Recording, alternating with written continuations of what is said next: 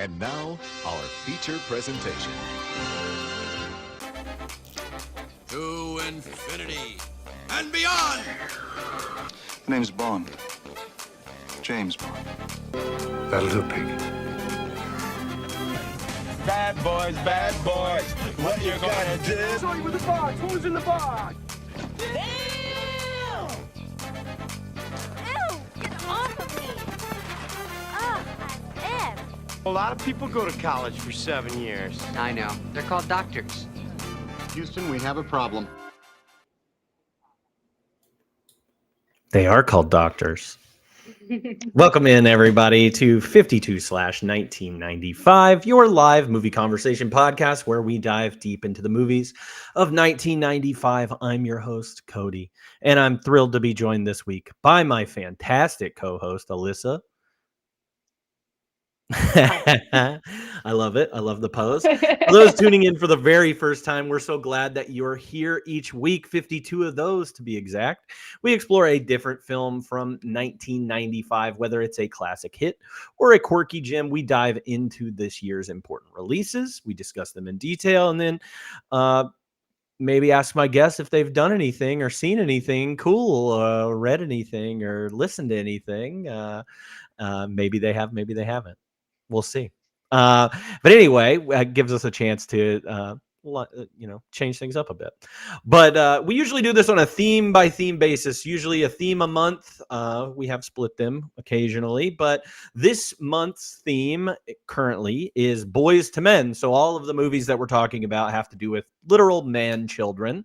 And that is no less what we're talking about today with today's choice of Tommy Boy. We're finishing out the month strong with Tommy Boy bookends, Billy Madison, Tommy Boy. We've appropriate. What do you think?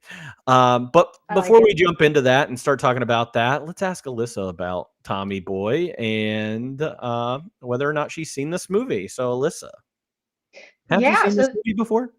Technically, yes. I know that a lot of these movies that we watch, I have not seen a lot of them, but this one, I have like a very distinct memory. As a kid, my best friend growing up, her brother played baseball, and we spent a lot of time at the baseball field, like just hanging out. Like while he played, we'd just be like running around the park, being stupid children.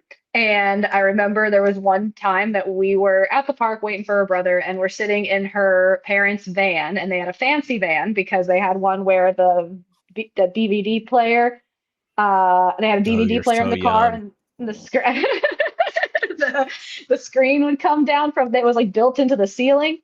That was like the coolest thing ever. And we watched Tommy Boy. All I remember is fat guy in a little coat. I did not remember anything from that movie, like the plot, the characters, any of it. I was just as shocked and they're just like, it was like watching it for the first time basically. But I knew some of the quips. I had also forgot the you look like a Helen. That was something that we said a lot as children, like, you look like a Helen. And it was more so of it as an insult than it was anything. But that's my experience. So I actually have seen this one before, but it's been so long, and I only watched it that one time as like, I don't know, a 7-year-old. Yeah. And that's what I mean. That's some of these movies for me too, that like when I returned to Major Payne a couple weeks ago, that one was shocking to me as I anticipated that it would be much, much different this time around. So, some of these movies we are truly seeing for the first time in 30 years, even if we have seen them before. But it's nice that you'd seen this movie before. But like you said, this is kind of your first viewing, essentially. Any first impressions? Do you hate it? You like it? I really liked it. Revolted by it? No, I liked it. I had fun. I think it's kind of crazy that this and Billy Madison came out in the same year. It's kind of like last year when we watched, I guess they were a year apart, but Tu Wong Fu and Priscilla, Queen of the Desert. Yeah. Like we watched Priscilla on the show last year, and that was so similar to Tu Wong Fu, and like the fact that they came out in like such a close timeline to one another. It's Mhm. like, how do we have these two movies with very similar plots happening at, it's almost like in parallel with one another? I feel like that kind of way with Billy Madison and Tommy Boy, similar plot in a way, like rich father figure, idiot son needing to do, something for the family business. In a way, there's a bad guy involved. Yeah, But and I, two SNL cast member, or three in this yeah, case, but well, a lot of SNL going on here. Lorne Michaels involved, and um, and you have that with Billy Madison too, and Adam Sandler, and both, opening movies essentially for them. Now, Chris Farley had yeah, been in movies before this. Adam Sandler had also been in movies before this, but essentially their first like foray into leading a movie, being the hmm sole comic figure in the movie. So yeah, it is. It's basically SNL competition out here in 1995, and I don't know if I would like. Maybe we could rank them at the end. Which one we liked better? We could do Oh, that. I know which one I liked better. I like them. I like them both. I like them both a lot, which is again, not. I like comedy. Yeah.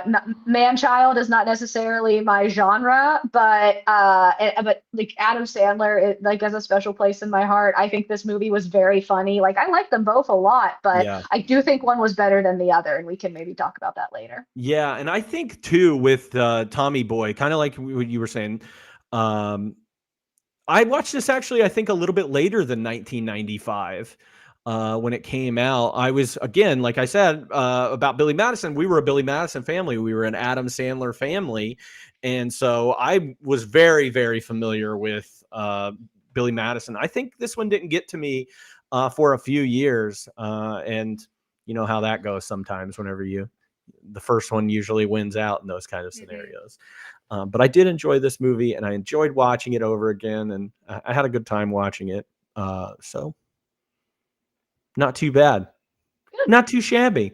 It does. The only thing with these kinds of movies, or with a Chris Farley movie, and maybe we get into it, is like you start thinking about the what could have been. Mhm. Because he passed away in 1997, he made a handful of movies where he's the lead, literally like, 4 or 5 movies where he's the lead character. It's come out over the last, 10, 15 years that he was going to be the voice of Shrek. And what does Shrek turn out to be if it's a Chris Farley thing? And Yeah. it's a completely different movie, I feel like, if when with him in it. And you just start thinking about that with him, and you kind of watch the movie a little differently too with Yeah. that in mind. And maybe a little bit of like things that you might not have thought were as funny or as talented, and in the moment you're like, wow, he really does this with his body, or you don't take those things for granted as you might have when you first watched this movie in 95 or 97 or whenever you got around to it. You start thinking about him, you're like, man, he was a special comedian. He was, and it's kind of like when we talk about Jim Carrey, like I said, what they can do with their bodies, with their voices, the way that they really hold the the story is them, right? Hmm. I don't know if there's Tommy Boy without Chris Farley. I mean, they were able to get Shrek without Chris Farley, but in the same way that is there Ace Ventura without a Jim Carrey? Like there's just certain comedians, especially physical comedians, who just have it. Yeah. And it's hard to replace them. And then, we'll talk about it later. I had a near Yeah. impossible time trying to recast a 2025 Tommy Boy. I would love to see 2025 Tommy Boy. But I don't know anybody. I cannot it think of anybody. it is super hard, and we've gone through this before, and even let's say Chris Farley's, alive. He's in Hmm. his 50s. There's still a severe absence of these type of comic actors out there. And again, comedies aren't being made like they used to. These kind of dumb comedies aren't being made like they used to be. But I mean, a Robin Williams, irreplaceable. Hmm. Jim Carrey, irreplaceable. Jim Carrey's not dead, but like Hmm. he hasn't been in a real comedy movie in a very, very long a good one anyway. As the lead. Yeah. Sonic. Yeah, Sonic. Love Sonic. Big Sonic fan here. Big Sonic fan. But no, irreplaceable. Who can do Jim Carrey? Who can do, Adam Sandler's a little bit different, but even some of the stuff that Adam Sandler comes with, his yelling and his voices and weird voice, like irreplaceable. Like he is a star of his own. Mhm. And he's still making movies, I guess, which is the big difference. He's still putting out stuff, and hit or miss as it is, Yeah. it exists. It exists. I'm not mad about it. No, I'm not mad either. But you want to talk about this movie a little bit more? Let's talk about it. Let's do it. All right. This movie is called Tommy Boy. It came out March 31st of 1995. It's my dad's birthday. Happy birthday, Dad. Shout out, Dad. It was directed by Peter Siegel, probably most famous for movies like 50 First Dates, The Longest Yard, Anger Management. So he's a comedy director, likes to work with Adam Sandler, apparently. This was written by Terry Turner and Bonnie Turner. They also have their hand in comedy. They worked on the Wayne's World movie, another Saturday Night Live, Mike Myers, Dana Carvey project there.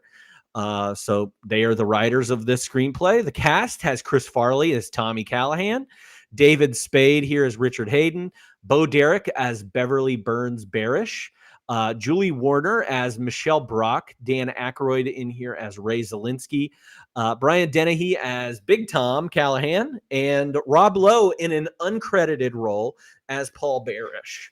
Rob Lowe, also just king of playing a bad guy in a Saturday Night Live-esque movie. He was also the bad guy in Wayne's World as well. He just likes to be a little smarmy doucher that gets hurt a lot. So we love him.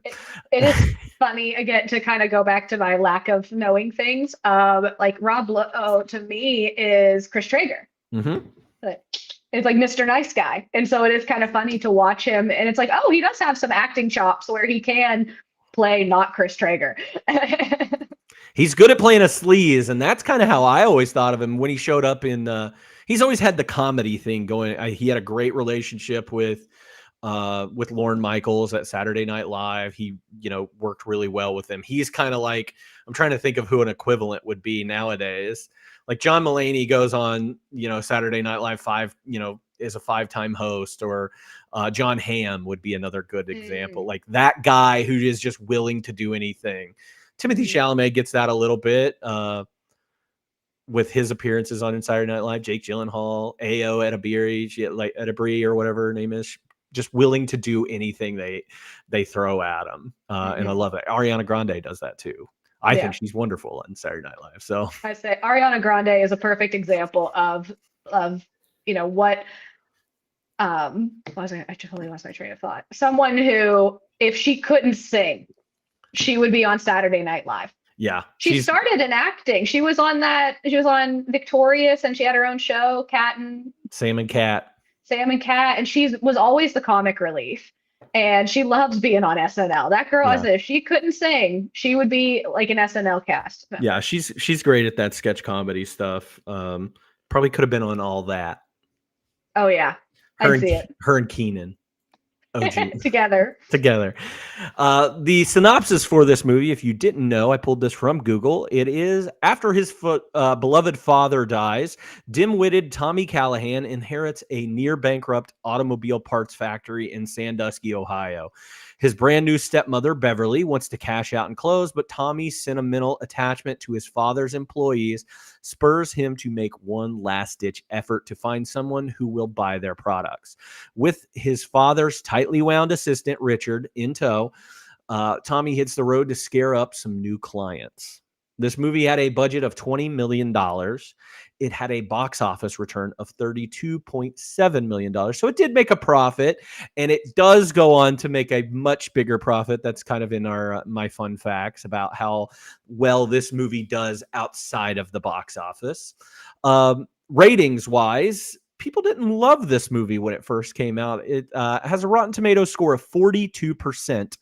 An IMDb score and Letterboxd. So these are going to be more after the fact again at 7.1, 3.4. That's kind of been the same of all these movies that we've watched this month.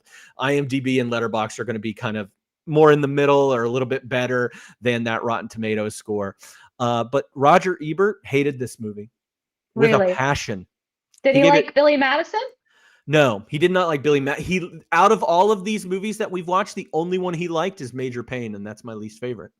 That kind of drops my respect for Roger Ebert a little bit. It's crazy. Like he is known for some bad takes every once in a while, That's a and bad take. I mean, so like if you're consistent, it's one thing. Like if you don't like Billy Madison and Tommy Boy, like okay, he cool. didn't Like like those. So yeah, okay, but you like Major Payne? yeah.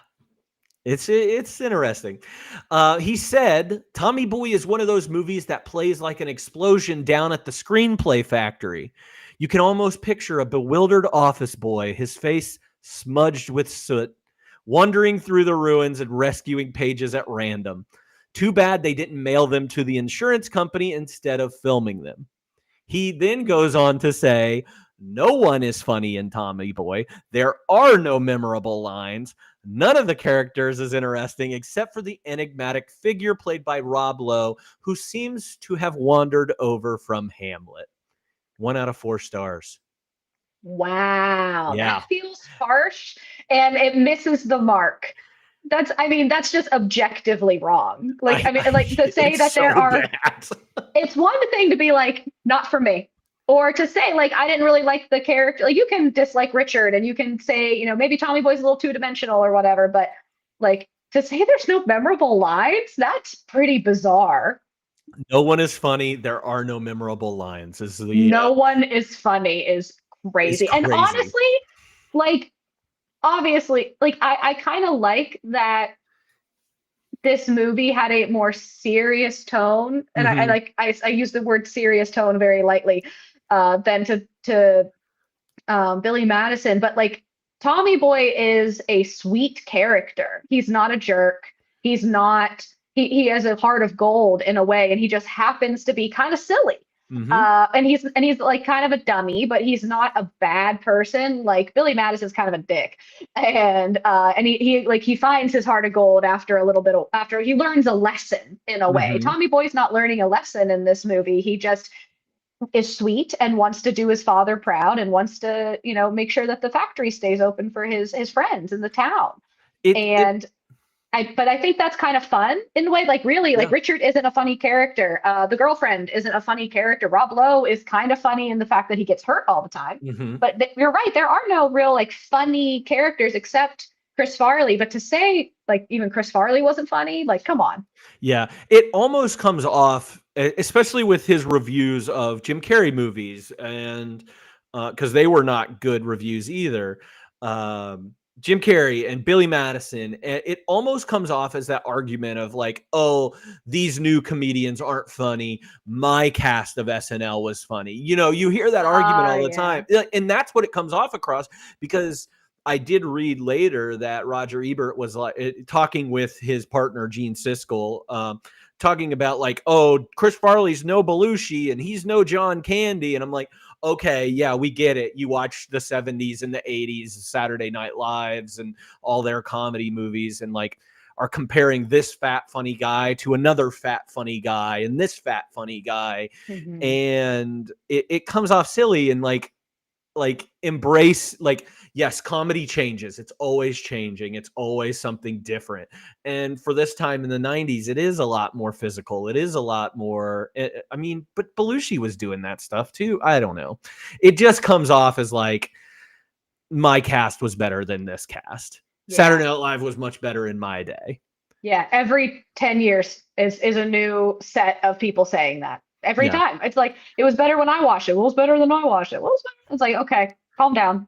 yeah, So SNL is funny all the time. yeah, and sometimes it's not funny. It's a sketch show. If you go back and watch some of those '70s sketches, I promise you, you will not laugh at some of them. It's the same thing with Monty Python. Not everything is amazing and should Mhm. be celebrated as like perfect comedy, but it's those certain sketches that everybody remembers that are Mhm. funny and what people think of. When I think of Monty Python, I think of like the parrot sketch. When I think of Saturday Night Live, I think of, you know, Sweaty the balls. sweaty balls or the it's the samurai, John Belushi's samurai character who works in like a sandwich shop.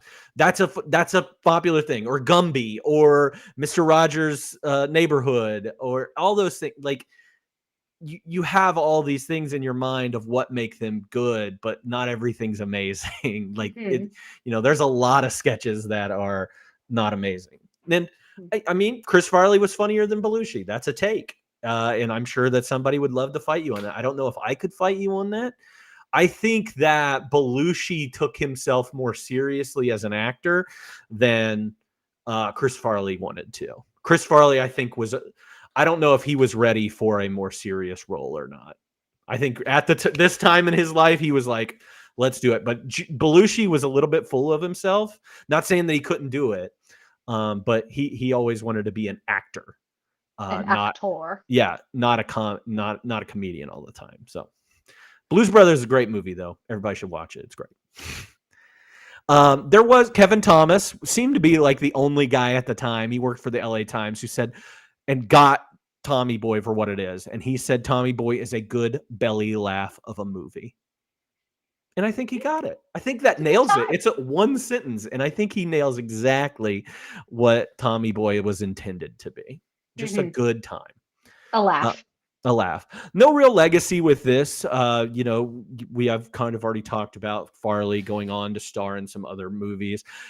Him and David Spade do go on to star in not a sequel. It's basically just another buddy comedy between those two because they work so well together. And it's a movie called Black Sheep. I believe it comes out in the next year in 96. Just to get their kind of that duo together and get them feeding off of each other again, which I have some fun facts about their relationship as well. So, yep. All right. So let's talk about this movie and let's break down some of the scenes that really stuck out to you. Sure. I had a hard time. I'd like to pick scenes that like move the plot along a little bit. But I had a kind of a hard time. I picked some that were plot driven and some that were just funny to me. Yeah. But the first one's a plot one, and it's the wedding. Okay. I go to the reception.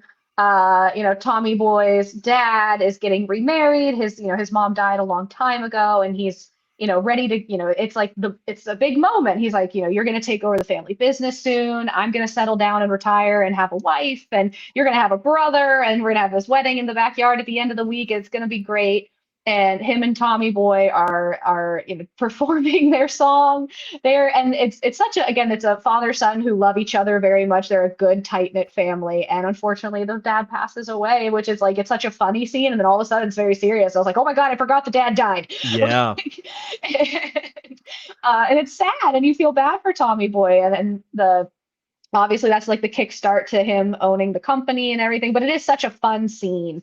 One leading up to it, Tommy Boy meeting the Rob Lowe brother character and going cow tipping and being super stupid. I had cow tipping as one of my scenes because I was like, this is just Tommy and Rob Lowe's character interacting with one another, and one of them wanting to be there so bad and loving that he has a brother so bad, and the other one just hates him and doesn't want to be there at all. Did we just become best friends? Yeah, it's that. That's the equivocation or whatever. I'm not trying to be smart here. But no, I love that. And I think that's even a fun dynamic, of Rob Lowe playing the straight man, which, Spade gets to do later to Farley's comedian. But it's, yeah.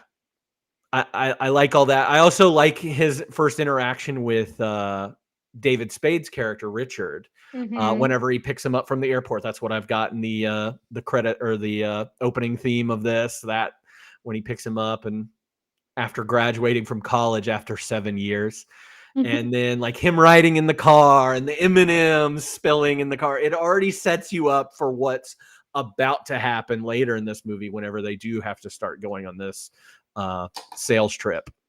Yeah, he's save the company. He's kind of an oaf. Like he is. It's the of mice and men of it all. Like he's the dumb big character who just knocks things over a lot. Like it's and he hits his head 1,000 times in this movie. I think And he he just goes, says, son of a, and he doesn't say anything after. He goes, son of a. yeah, I think I read that he says it 10 times in this movie. Oh, He says that's son of a good. 10 times. So that means he hurts himself that many times. Yeah, the end line of the movie is that's going to leave a mark. That's going to leave a mark. That's gonna leave a mark. What else you got? Um, I guess this is another plot scene, finding out that Rob Lowe and his mom are actually married, that they're not son and mom, that they are uh, in cahoots. Yeah. What a surprise. I was shocked. Again, the only thing I remember is fat guy in a little coat. I do not. So I was like, "What is happening?" And they just start making out and at the carnival or whatever it was Yeah. that they were at, and I was like, "Oh shit! Here's where the bad guys come in." Like I mean, Rob Lowe obviously was the bad guy from the beginning, but like the stepmom, you're like, "No!" Like the Tom Senior was a good man. He was being tricked. How crazy? How old does she feel to you? Throw out an age. 40s. She's 36 years old. Okay. That's insane to me. I was so mad when I read that earlier. The character or the actress? The actress, Bo Derek, is 36 years old in this movie. And that's younger than I thought. Did they age her up, or I mean, was it the haircut? Well, that's another thing. So that's like this fun fact in the movie, not so fun. The guy that she was married to was very controlling and very jealous, and he made her cut her hair.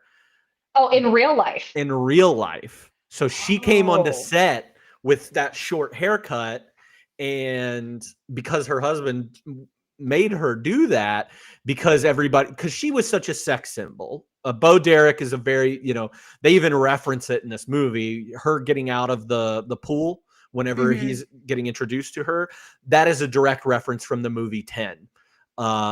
Okay. And that she's got this long hair in 10, and she's got like braids in it. It's very, cultural appropriation, but also like that was Bo Derek was it in the movie 10. Just, sexy movie, sexy comedy movie that she was the lead in. And that's what they're referencing. She said she looks like a 10. That's what they're referencing there. But yeah, that's who they thought they were getting. And then she shows up on set with the short hair. So, but honestly, I like her being older. I like her being older. It makes sense. Like I didn't feel grossed out, but it kind of again gives more credibility to Tommy's dad. Like, was she younger than him? Sure, but she wasn't in her 20s. Like, and it also made sense that like, oh, this is my son. Like, again, you can't have a 20-year-old wife with a 20-year-old son. Like, it doesn't make. She has to be slightly older. So for him to be like, 24 and her to be like 44, like, is that cool? Not great, but like that's kind of what I pictured them as. Yeah. And Rob Lowe's in his early 30s at that point. I think he's 31, 30 there. So it makes their relationship, better whenever you find out that they're not mother and son, which is a little bit weird. If you gotta think about it. Yeah, I think the haircut aged her up a bit, which is unfortunate how it came to be, but I also think it works for the role. Like she doesn't need to be she's obviously hot, but she doesn't need to be like the sex symbol. Because again, you want the dad to not be a scumbag. Right. And I don't know how old Brian Dennehy. I assume Brian Dennehy's probably in his 50s in this movie. So yeah, you're right. It doesn't come off that bad. Yeah. Just a little fun fact. I had picking Tommy up at the airport. I had cow tipping. And then when they start to go on the road, somebody in chat says, why does it feel like Andy on the way to a sales call? That's what all of the first initial sales meetings that they have where they're not supposed to take no for an answer. Tommy's just like, yeah, no, okay, bye. And they're not very good at it. But it gets to that point with the sales pitch where Tommy sets the car on fire. Oh my God. And you got the new guy in the corner puking his guts out, all because you wanted to save a couple extra pennies. It's And so fun. Get out. yeah. And I think from that point on, the movie really starts to pick up with its comedy, because so far into this, you get a little bit of stuff here and there, but this is, Tommy and Richard and them bouncing off one another.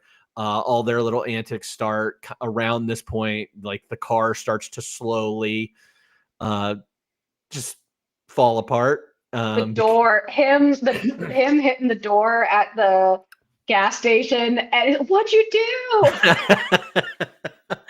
The deer that they hit and then for some reason put it in the back of their car. It's incredible. They took a chance on that one, and it was just in the back, like the hood coming up on the car, like everything kind of starts around this like sales pitch where Tommy sets the car on fire, and they don't make any sales at all. And basically they're just failing all over the place. So yeah, that was my next scene. What about you? Yeah, I have the hotel room scene. Nice. Which one? So they made their first set. I mean, it's the one where Richard is basically spying on that woman, to put it lightly. But it's so funny. One, they like have made their first sale. They're very excited. So they're like, all right, let's get going. Let's order pizza. Let's celebrate. And it's just like a pure comedy scene. Richard spying on the woman who's skinny dipping and doing more than spying on her, and Tommy walking in on him, and he just laying into Richard is so funny. He's like, oh, you're looking over some documents, but your briefcase is over here. What's that? And it's just and Richard's just like head over the covers, just no, leave me alone. I thought it was so fun. Like usually a scene like that, I'm a prude. I'm like, that's gross, that's dumb, boys suck. And then I'm like, no, that was actually really funny. It's really funny. I was gonna say really cute, but no, it's really funny. it is cute for the two of them, because it's like not the first time that they're like being friends, but it's like, again, Tommy Boy is never malicious, like, because he could, like, he's just like, Richard sucks, but like he doesn't like actually like do anything like mean to Richard. So even though Richard totally screwed up in this moment and is being gross, Tommy Boy's just making fun of him. And that's like, I think the character of Tommy Boy is really well spun out. Like I don't know, I like it. It is nice too. It is, and it shows that transition, kind of what you're talking about, because this is the first time that Tommy gets Richard's goat. Richard's always getting on Tommy. Always has the sarcastic comment back to Richard. So it's nice to get to see that dynamic flip a little bit in the scene, and for Tommy to get to make fun of Richard a little bit. So I love that scene so much. I had the I guess the diner scene comes before that, where he does the chicken wings thing with the Helen, and goes through his whole spiel. And that's when Richard he's like, hey, you can sell, like, you just got to know who you're talking to. That's one thing that you and your dad have in common, is that you know people and you can talk to people. And that's all it takes to sell these things. And that's where he comes up with that chicken wings thing. So I guess that happens before the hotel stuff. Yeah. It goes a diner, making their first sale, then the hotel. Yeah. And then you get another hotel scene that next morning with Richard messing with Tommy. With the housekeeping, which is something that I, as a teenage boy, did all the time whenever we would go on school trips. Is just mess with those people. And yeah, so what do you have after the hotel? I say the final showdown is the last scene I have. I just put Zelensky in them. Zelensky. Just the whole Zelensky. And that's where we get Dan Aykroyd coming back into this, and I just love that Tommy Boy is like strapped to the gills with what people think is dynamite. It's not, but he's like, excuse me, everyone. Everyone hits the floor. I love it. I love that those security guards immediately just went down, past their guns. No big deal. I know. And it's like, they're like, okay, we're going to do this thing. And it's so funny because like he gets away with it in a way, like that's a crime.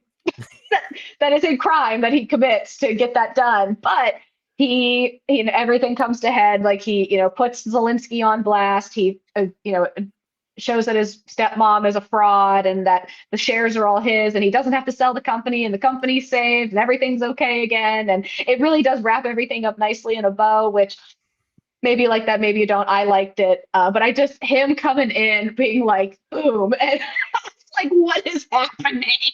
Like, this is how you get into the building. It's impressive.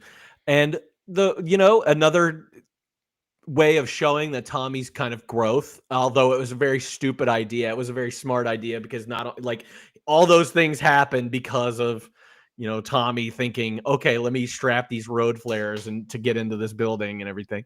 No, it's very good and nice and clean, and you get to see some more physical comedy out of Rob Lowe, him getting hurt and arrested, and you see Beverly warm up to Zelensky, and you're like, oh, it's just going to repeat itself there, and she's going to go after him now. And no, I think it's a great ending to the movie. Maybe not as funny during these times. Like, I think the best parts of this movie are Richard and Tommy Boy together in the car. Yeah. Like, and them on their sales trip. I think that's the funniest part of this movie. But I agree. It's the two of them interacting, making fun of each other, being mean to one another, like calling names. Like, they are the comedy in this. Yeah. It is a very sweet movie that has comedy sprinkled throughout it. It's like, I feel like Billy Madison's a comedy movie with sweetness sprinkled throughout. This is a sweet movie with comedy sprinkled throughout. I like that. I think that's a good way of putting this. Now, I think I know your answer, but who's your favorite character, or is there anybody else that might steal some scenes or anything? It is Tommy Boy. I love him dearly. I think Richard is funny, but I also think Richard's a dick, which I'm glad that his name is Richard. It's very fitting.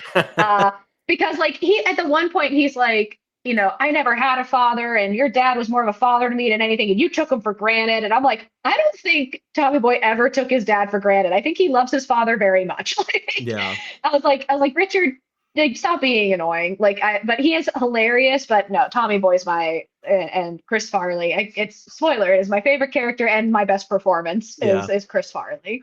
I had Tommy as well. I do want to give props though to this old lady, the whores scene.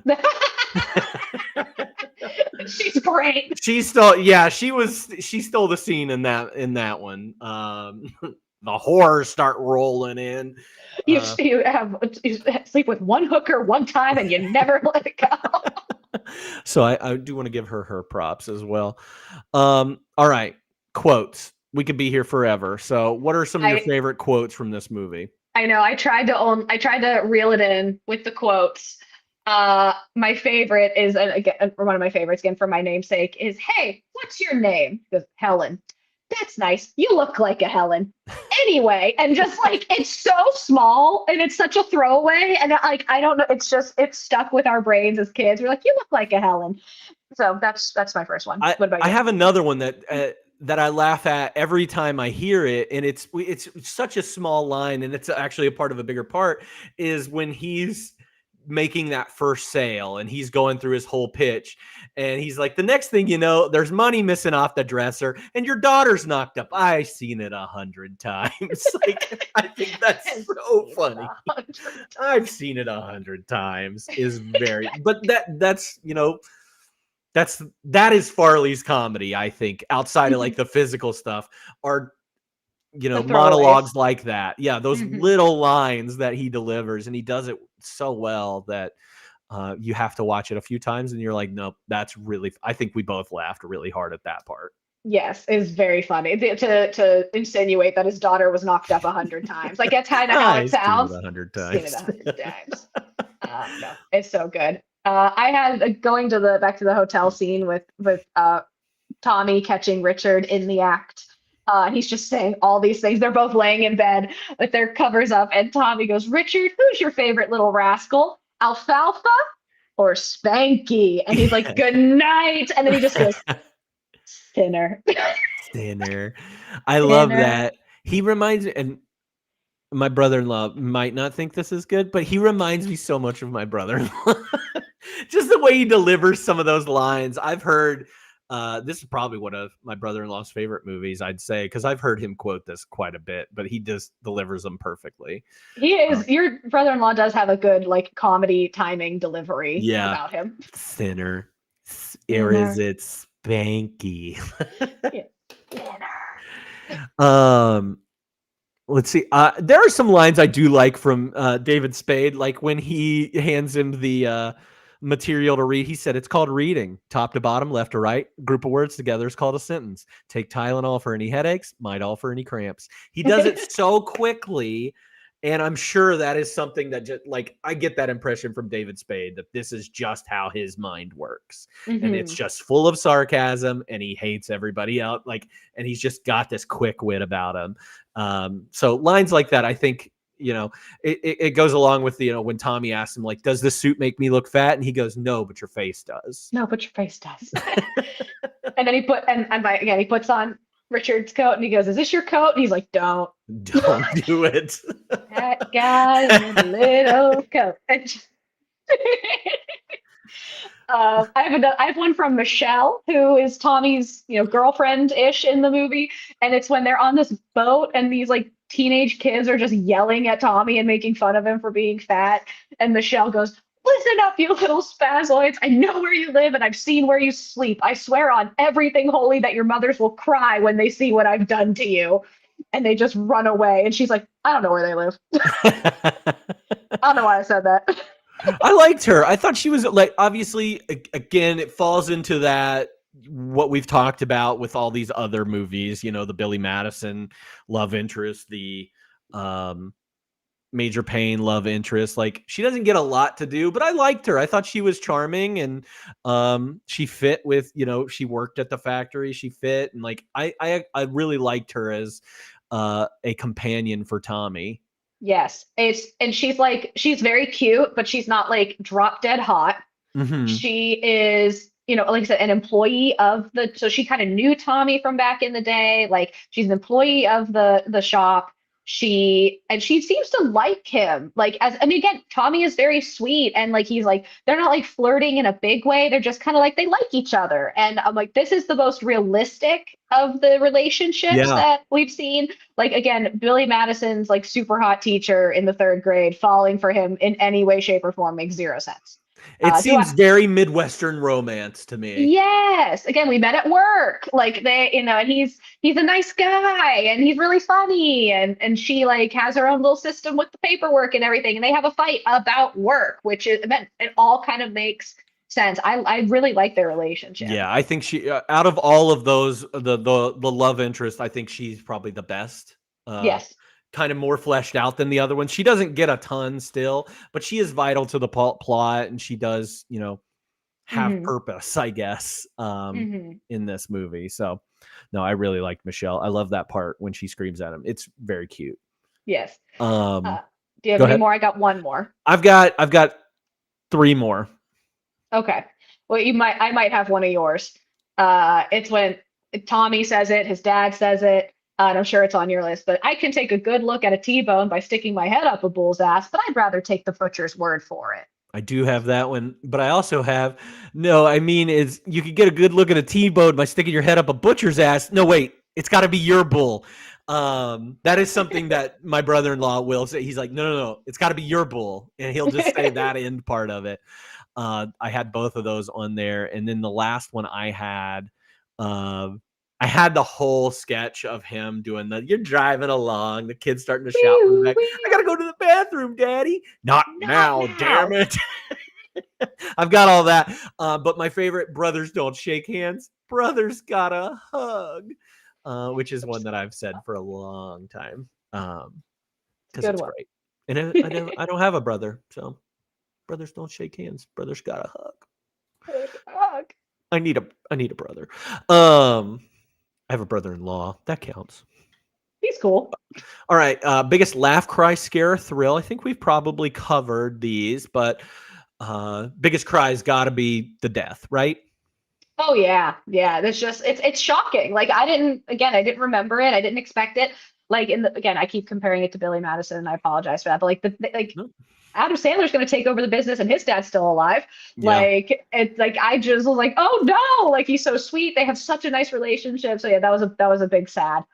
One thing I'll talk about at the funeral or that scene, I really kind of love that transition where they're all like staring at Tom's dead body, and then it like transitions. It's like coming out of it's looking up at them, and then you see them like move away, and they're at the funeral. I like that transition. I think it's kind of silly in a scene like this, but because it's Tommy Boy. But I really liked it. And then I kind of got emotional whenever you just see Tommy sitting there at him and Richard are the last two at the funeral. And so sad. And him talking about his dad on the boat. And it's heartwarming, genuinely. I just put down the biggest laughs as the hotel room and then them in the car. Specifically the car when the deer was in the car and like destroying everything. Yeah, I had the hotel antics is what I had listed. It's just that's the funniest part of the whole movie. Yes. All right. And I think we're going to have some similar things here. But let's talk about the most WTF, what the fuck, ridiculous moments in this movie. What do you got? The fact that nobody knows how big Ohio is. It's silly. So, in case anyone was curious, Sandusky and Cuyahoga Falls do not have airports that are like big functioning airports. They might have like local airports that if a rich person owns a plane that they like to fly on occasion, they have those. But it is an hour and a half drive, 2 hours if there's traffic between Cuyahoga and Sandusky. And then from Sandusky to Columbus is another hour and a half-ish. And then it's about 2 hours if we were going to meet in the middle. They make like a triangle. So in the scene where Michelle goes to the airport and she's like, one flight home to Cuyahoga Falls, please, from Sandusky, because you got to go by way of Columbus. I'm like, I could walk there faster than it would be to take the flight and do the layovers. It makes no sense. Like for her, if she should it should have been like one flight home to Mississippi or something. I don't know. But why they made like they need her at the airport so that she can see, the stepmom and brother, not stepmom, brother making out at the airport, but like literally make it anywhere, literally just anywhere other than in Ohio. Yeah, I don't have a problem if there's a regional airport in Sandusky. I'm sure there is an airport in Sandusky. It is quicker to go to Cuyahoga Falls from Sandusky than it is to fly to Columbus. You could drive to Cuyahoga Falls. An hour and a half, I think, is what we looked up. Hour and a half. And it is 2 hours to get to Columbus from Sandusky. And that's also driving, right? It would take that plane ride. It's like a 10-minute plane. You'd be up you'd be landing and taking off for longer than you'd be in the air. Yes. It's so silly. And it's so dumb, but like living in Ohio, I'm like, I know how far these places are and none of it makes sense. Yeah. It's that was mine. We've driven it. I also added swimming in a hotel, like skinny dipping in a hotel, not even a hotel, a motel where, it's the outside. Outdoors. Yeah, the outdoors. And I barely like swimming in a hotel pool. I've done it. I'm not like above it by any means, but I also know how gross that is. And I know that essentially your clothes are getting wet regardless, so it's touching your naked body too. There's no protection there. But the fact that you would get skinny dip in a motel pool, I'm not swimming in a motel pool. I am above that. I'll say that. An outdoor motel pool, nonetheless. I feel like that's worse. An indoor pool at least has some safeguards around it that you can't go in unless you're staying there. But anybody can get an outdoor pool. Oh yeah. And it looks nice, but no, I'm like, in what world? In what world would anybody get butt naked outside in a again? And he's like, nobody's looking. You are so blatantly visible. I'm like, I will say I forgot about this part, but it is the Richard's watching her and Tommy's walking by. He's like, don't do the weight room thing, and he's like all puffed up, and he's like, you know where the weight room is? Don't worry, I'll find it.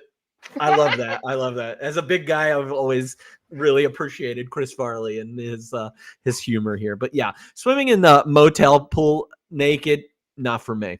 And I think that's Wild. insane. Yeah. Wild. All right. What's the best music moment in this movie?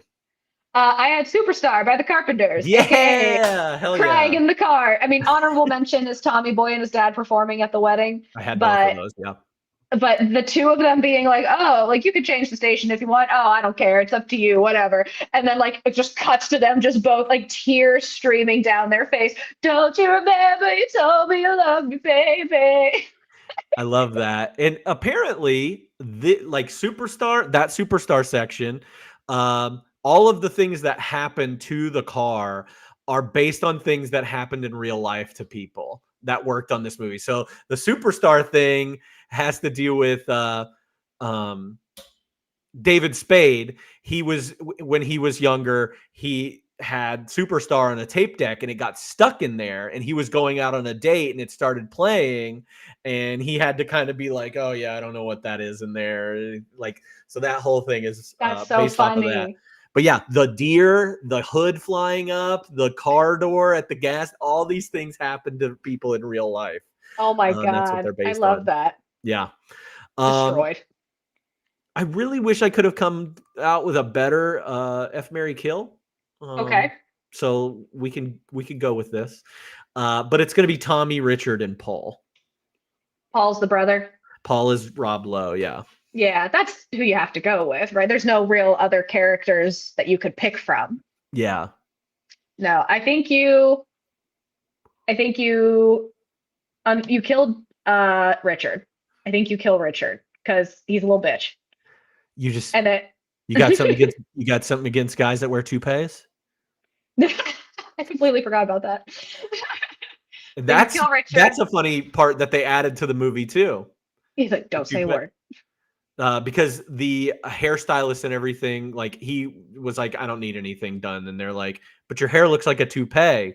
And they thought that was so funny that they decided to give him makeup for that. And he still gets approached about it to this day, whether that's his real hair or not. That is so funny. Yeah. It is a funny, like random throwaway bit that they just throw in at the end. Like there's no mention of this until the last 10 minutes of the movie. But yeah, you kill Richard. Okay. And you F Paul because he's the bad boy, you know, he clearly does something well. And you marry Tommy. I mean, even, yes, there's the money aspect of it, but like Tommy's sweet and I love him and I would marry Tommy. I think that's the right answer. And I think that's exactly how I thought you were going to go with it. So is that what you would do? I think so. I mean, the Rob Lowe of it all is just, he's a handsome man, even if he is kind of skeezy and scuzzy looking, but he's the bad boy and he's a little rat boy. And you know how I feel about a little rat boy. So you love a rat boy. I love a little rat boy. They just get me. Taylor and I, we have the same taste. Who do you think gave the best? You already said who gave the best performance. Chris Farley. Yeah, it's Chris Farley. I mean, to really finally be put on, you know, the big screen and as the main character in a movie and show off his acting abilities, because I do not think anybody is a bad actor in this movie at all. Like I don't sit there and I'm like, yeah, no, that was really bad.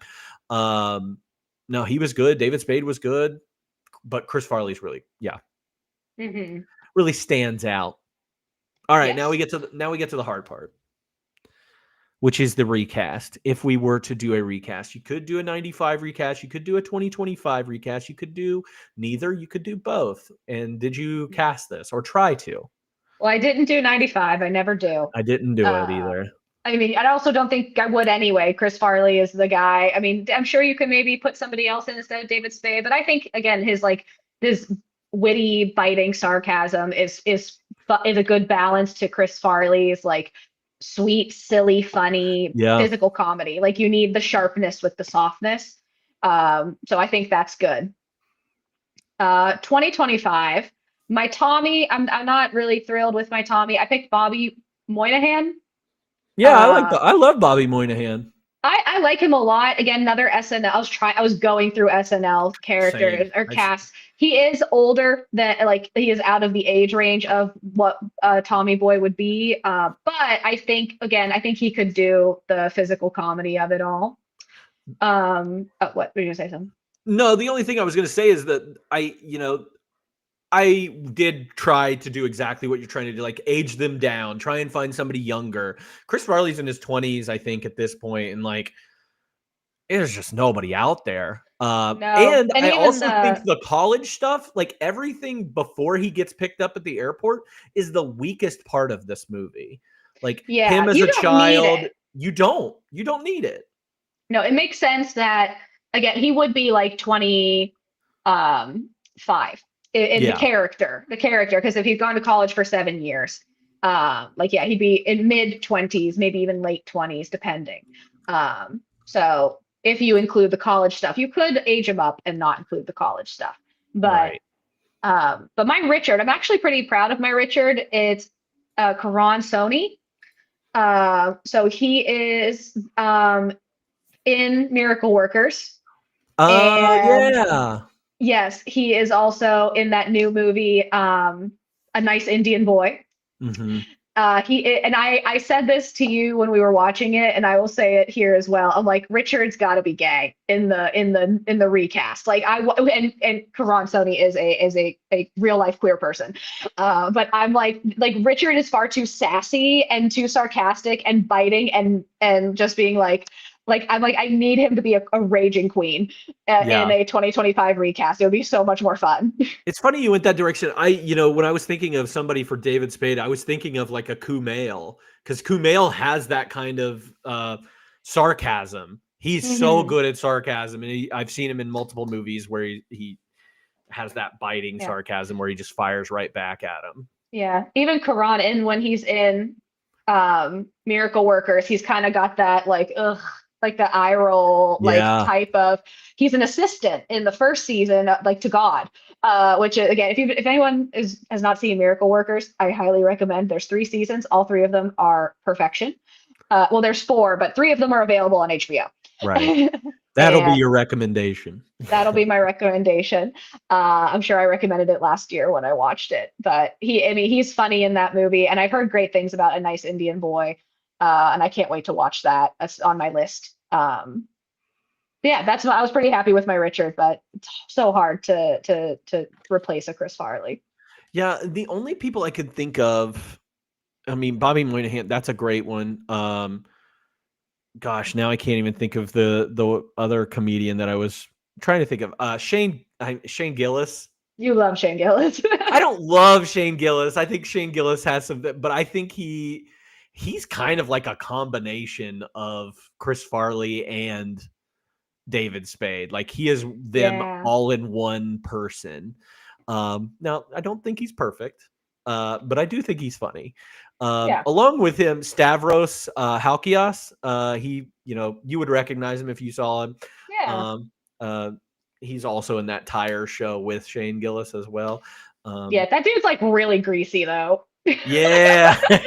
Like I think Stavros is very funny as Yeah. a stand-up comedian. I've heard him on podcasts, but like Tommy has a sweetness. Like I mean, I'm sure Stavros can work on that, but I'm like to me, he's just like a big grease ball. I'm Yeah. like, I also said maybe like I'm sure I've linked all these up in another movie before, especially if we've done like buddy comedies. But Rachel Sennett and AO together, or Tim oh Robinson yeah, and Sam Richardson, like putting those guys together on a road trip movie. It'd be really tough though with some of those because of those duos, they're both funny, and there's not hmm really a straight man to them. I guess Rachel Sennett and AO kind of had some good, back and forth in bottoms, but hmm I don't know. This one's a tough one because again, there's nobody that does the physical comedy like Chris Farley does. yeah. There is one guy I've seen on TikTok who I do not know his name at all, but he keeps coming up and he could like I'm like, oh, I wonder how if he's gonna blow up or not. Because he's an actual stand-up comedian, not a guy who does funny things on TikTok and then hopes to do stand-up one day. His career is stand-up. He's got really long curly hair. Okay. Actually kind of looks like Spencer hair, really long hair, but the physical, I mean, he is running around the stage. Like the physical comedy's there for him. I'm excited to kind of see what happens to him in his career because he is very funny, but a lot of it is physical. But you don't, I think it's the reason it's kind of like popping off on TikTok and why like he keeps coming up, at least maybe on my For You Hmm. page, is that we don't see that anymore. He is doing something that no one is really doing right now, and people like it. Well, I've said it again. The reason why like Ao and Rachel keep coming up whenever I talk about these movies is because they are like willing to do the physical parts of it. Like I feel Mhm. like there are more physical comedians on the on women's side of things than there are men doing that now, and I don't know why that is. Like nobody's throwing their body around like all these guys used to, or and all these other people are like, yeah, I don't care, throw me around. We'll do it. It's That's funny. It's like Caitlin Olsen from It's Always Sunny in Philadelphia, who played Dee. She did everything that they asked. They were like, Mhm. run into this car door, and she was like, bet. They're like, we can get a stunt Bet. woman. She said, no way, and she did it, and she broke her arm doing it. So, but like that's what I'm talking about. I don't know. There's definitely in the 20s there are no young like if they are, they can contact me and tell me I'm wrong. But other than like stand up and social media stuff, like there's just really not young talent like there was at this time that does this similar kind of comedy. Mhm. And I will say too, like this is maybe just like a commentary on life and society, is that we are doing things older now. Like being 20, I don't think I was a full adult at 24. Now that where I'm at now compared to now in my 30s, like they're not going straight from 18 to moving to New York City, you have to put in time to Yeah. earn your stripes a little bit. You don't just end up as an SNL cast member at 24. Yeah. They just don't see that anymore. Yeah. They got to earn their stripes a little bit. How old is Chris Farley's Marcella? actually 30 in this movie. Oh, okay. I should But say, but who were you saying? Hernandez. I Uh, think he's young. I think he's like 24 or something like that. okay, so he is. I was gonna say that's one guy who again very funny. I again don't really see the physical comedy from him, but that's a young person on SNL who I do think is very funny. Yeah, 27 is how old he is. Okay. I also think like of those guys, because I looked at the current cast of Saturday Night Live and I was like, okay, you've got your like smart comedians over here. Sarah Sherman is probably your like physical comedy, gross out comedy people. And then you've Mhm. got like the nerd comedy, which A I lot think of is nerd like comedy. a lot of nerd comedy going on right now, especially It from is Saturday Night Live. today. Yeah, the Please Don't Destroy guys too, the guys that are writers for SNL, they again come off very nerdy and not not the life of a party, I would say. And I feel like Adam Sandler and Chris Farley were the popular guys that everybody wanted to hang out with, and they also were funny. So Yeah. who knows? Let's dive into some fun facts. What fun facts did you learn about this movie? I don't have a lot. I only have two. But the one was that Chris Farley was actually sober during this time, but he was addicted to coffee, which I think might have been a coping mechanism, or he was dropping one stimulant, so he picked up another, and he was just downing cappuccinos specifically, which I think is interesting. But like he would do like three before, like he would just shot them at three before a scene, and then he'd have like up to like 27 to 30 cups a day. So like again, not a healthy choice. It's not like he No. was he was sober, but like caffeine is a stimulant, so he was just downing cappuccinos, Ah, which explains a lot. yeah.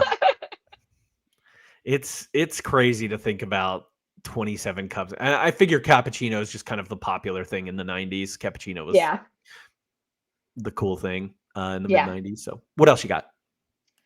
The only other one I have, and it was funny because you mentioned David Spade and Chris Farley working together well, and but they had an altercation during filming because they were still working SNL at this time. They were like flying back and forth from New York to Mhm. where I think they were filming in Canada, uh, and or in Toronto, maybe. I don't Mhm. know. They were filming and they were flying back and forth a lot. But at one point, like David Spade and Rob Lowe went out one night, and Chris Farley like was tired, so he's like, "Oh, I'm gonna stay in." So then David Spade's like, "Oh, okay, I'll go find Rob Lowe and go hang out with him."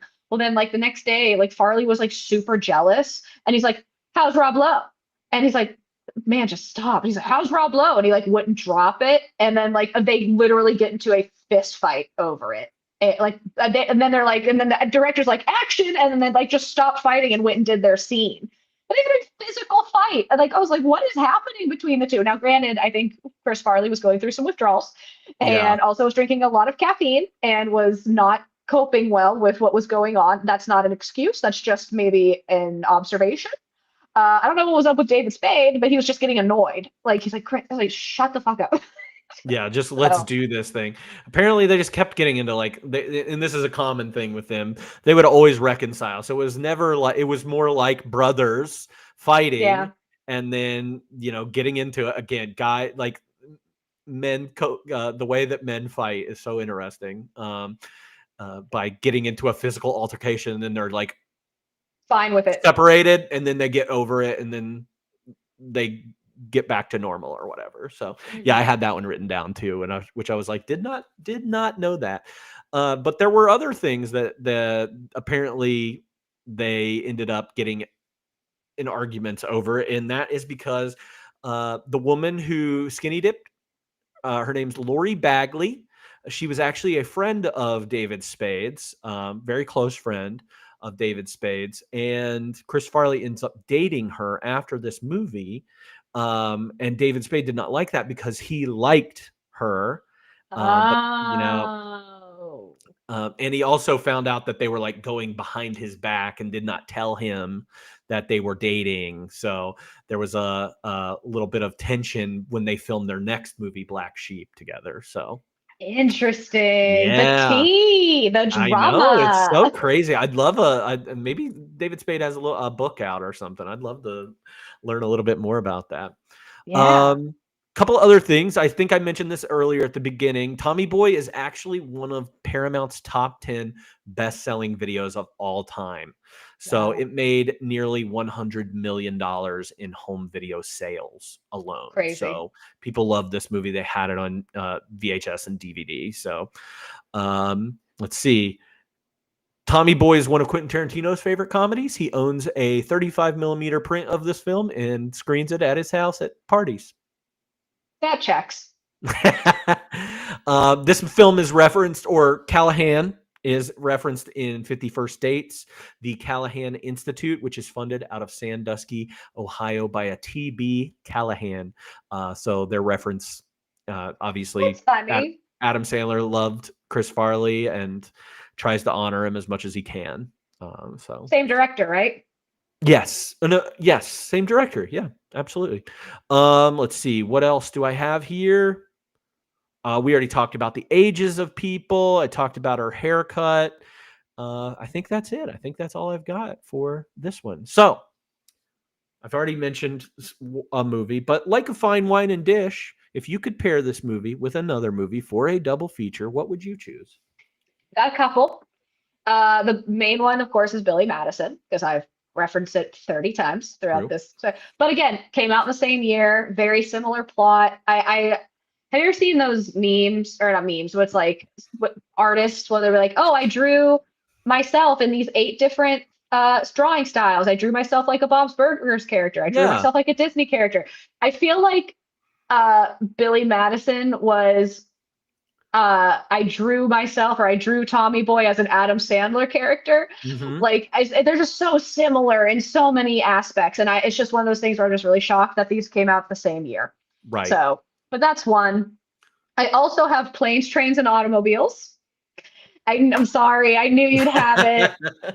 But it's just specifically, I mean, the fact that you have the straight man, or like the sarcastic, angry, and the bigger guy who's like more sweet and funny, Mhm. and the specifically the destruction of the car, just the absolute like nonsense of attempting to like do this cross country road trip home, or to sell car parts, and just the insanity that it is, and Yeah. again, the car just being fully destroyed by the end of it is what made me think of it.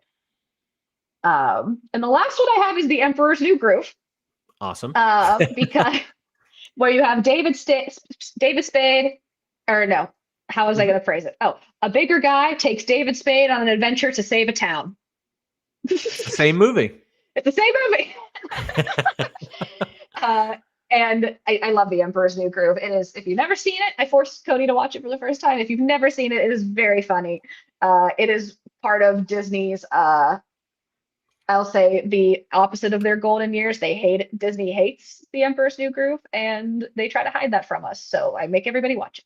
I do have a question about this. You've talked about this before. There is a documentary out that you've referenced to at the parks. I've never been to the parks. Yeah. Is there anything? Nothing. Emperor's New Groove. Is there anything like Atlantis, or is there anything like Treasure Planet or anything? There used to be when the movies were out. And you can still see those and reference those occasionally. It's certainly not as big, but there is still Disney branded items. Atlantis, I had a Treasure Planet stuffy at some point. And Atlantis is has become a cult classic. So Disney does recognize it. And I play Disney Dreamlight Valley. I have an outfit that is from Atlantis for my little character to run around. She is the one with the overalls and the big hat. Yeah. So yeah, my little character gets dressed up. But so it is something. Those are ones that they're part of that same genre. But those were, again, they hated. The Emperor's New Groove was something that they were like, let's just get this shit out there and then never speak about it again. That's crazy.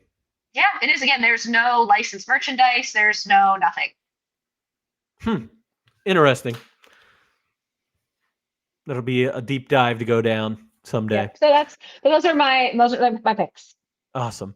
Well, you did take my Planes, Trains, and Automobiles one, but I do think that's pretty obvious with the buddy comedy. They are the exact same characters. It feels like they are just different, versions of them.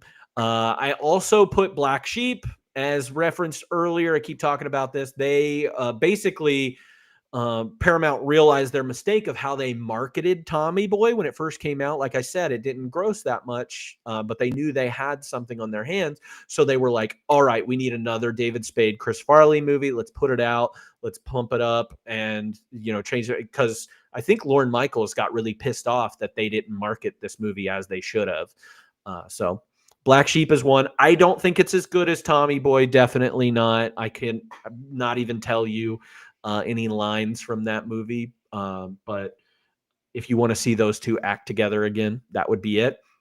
And the other one I picked was Wayne's World, just because of the whole Saturday Night Live of it all and dealing with a duo of Mike Myers and Dana Carvey, who also had like spats and times when they did not like each other. I do not know if they still like each other to this day, but especially on those movies, Wayne's World 2, they definitely got into altercations because Mike Myers is a bit of a perfectionist and also wants to be the funniest person in the room, and Dana Carvey is Dana Carvey, who is a hilarious individual. So pretty hard to stifle that comedy.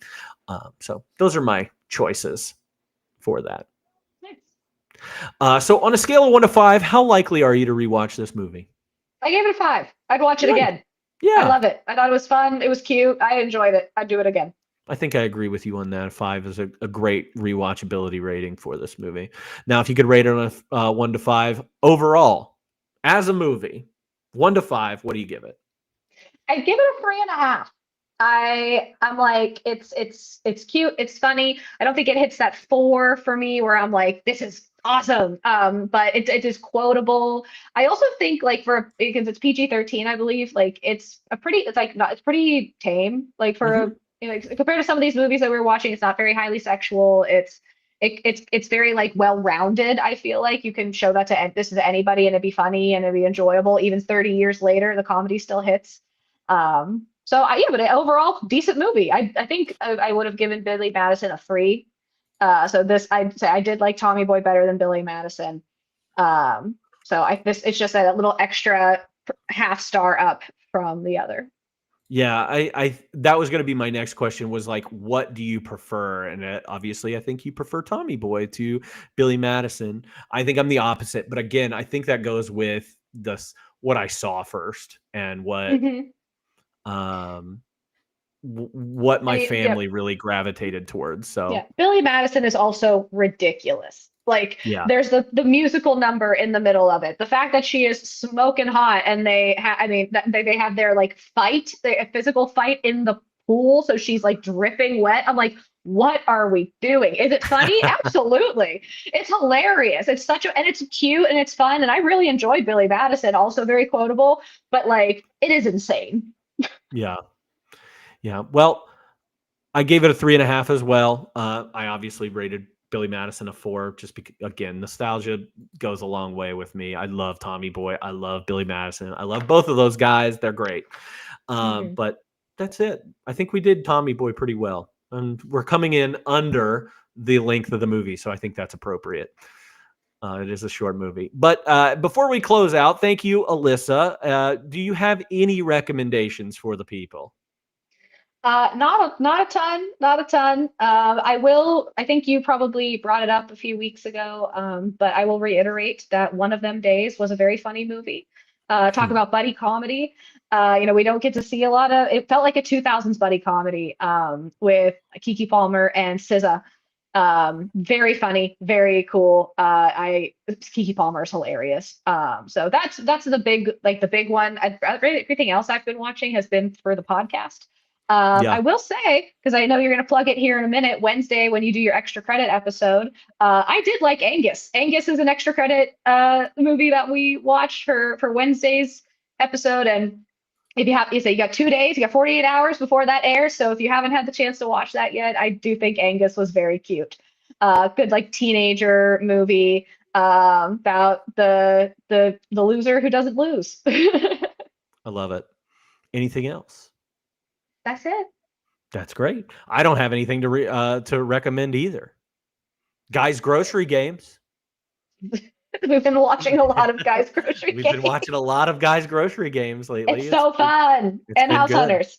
And House Hunters, yeah. My Um, comfort show. and somebody feed Phil. Got to pump them all out there. Well, thank you again, Alyssa, for all of that. And of course, you can get more information like that by joining our Discord server. You're always welcome to follow us on Instagram, or you could check out my account on Letterboxd.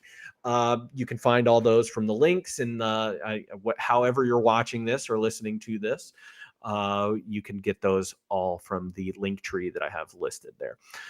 Speaking of upcoming things, on Sunday, May 4th, we begin a new theme here based on a Schmidt line from New Girl, which is a white man. No!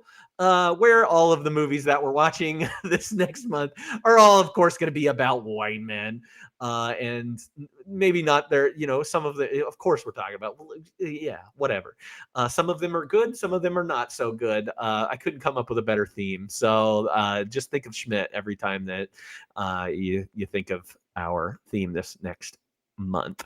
But next week's movie is going to be Rob Roy. So we're going to be diving into Scotland again, I believe, and dealing with some more Scottish wars and whatever. Basically, light Braveheart light is how I've never seen it. So look forward to that.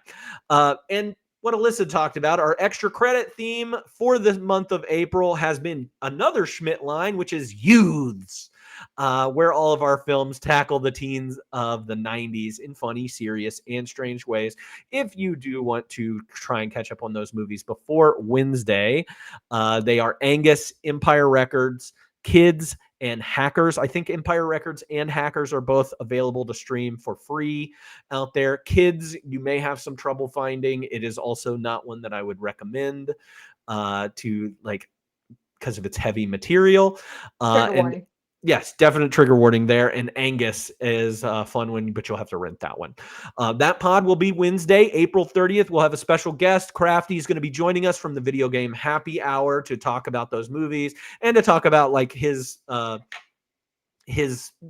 love of movies of the 90s as well, and see kind of where he falls on those. So One of us. One of us. exactly. So that pod will be Wednesday, April 30th at 6 p.m.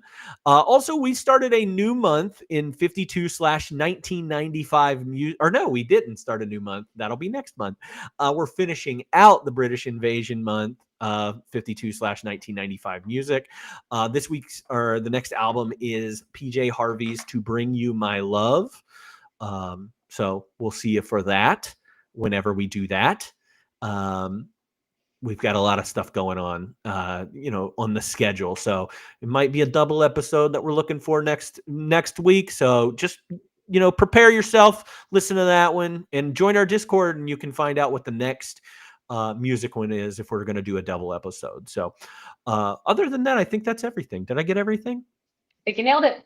I think I nailed it. Well, that's everything for us. Thank you for tuning in. We'll see you next time here on 52.